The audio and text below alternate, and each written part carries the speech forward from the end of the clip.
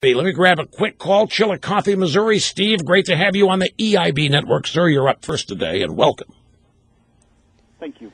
Hey, Rush. I'm a little nervous because I've never come out of the closet in any way before, but I wanted you to know, be the first to know, and your audience to know, that I am actually an African-American. I've been an African-American my entire life. It's been bottled up inside me, and as of today, I'm no longer going to be Caucasian.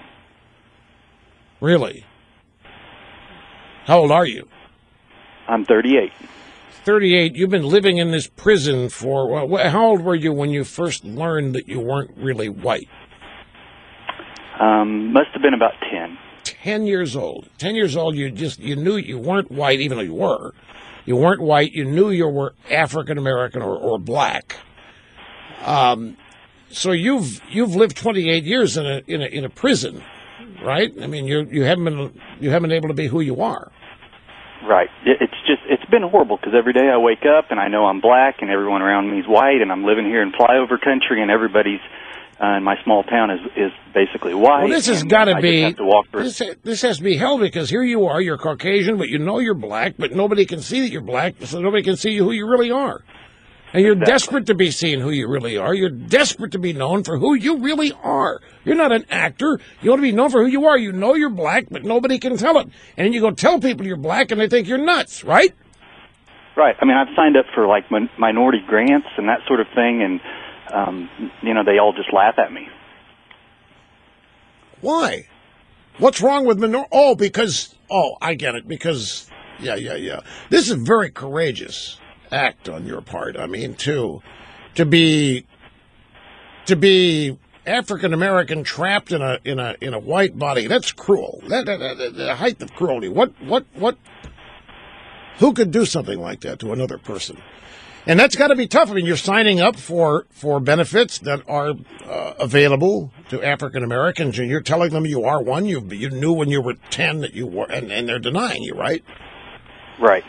So what are you doing about it? Well, I'm trying to start a movement. I'm calling you, and I'm telling 30 million people that I'm actually black. Are you going to do it on Twitter? Are you going to have a Facebook campaign? I mean, how are you going to? You're going to post I haven't got that far yet. Use 30 million people. You got to get going. You're reaching 20 million here, but I imagine a number of them are going to be kind of skeptical of this. I'm sure you're going to face people that aren't going to believe you, be skeptical, that think you're just trying to get on a financial gravy train, because they're going to look at you and they're going to see Caucasian. What color's your hair? Blonde. Blonde. And yet you're African American. In your heart, in your mind, you know you're black. Apparently, that's the way I felt since I was 10.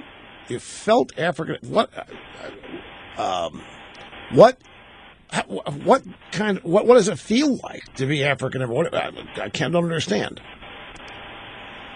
It's just hard to explain. I just am not white. I don't fit in with my family.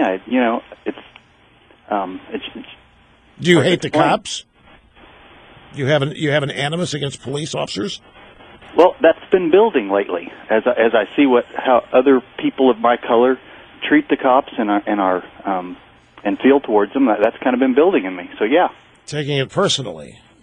I can understand that. Well, you're going to have to prove you're going to have to prove this to people. I mean, you just can't go out there and say this. You're going to have to prove you're black by doing all of the stereotypes, like Bruce Jenner is doing with women. I mean, you're going to, Bruce Jenner just didn't say, hey, I'm a woman. He had to go do the whole whatever to convince people of it. You're going to have to. You can't just say it. Yeah, and it'd be much easier for you if you say you knew you were gay when you were 10. But, man, you're really bitten off a big one here now when you say you knew you were black at age 10 when you're a blonde-haired Caucasian. Yeah, and also now I'm in a biracial marriage, and my kids are biracial, so I don't know what to do. What you're married to a white woman. You're married to a white woman. You're Caucasian, but you're African American. Your kids are biracial. You do have a problem. The center of the radio universe. Rush on the EIB network.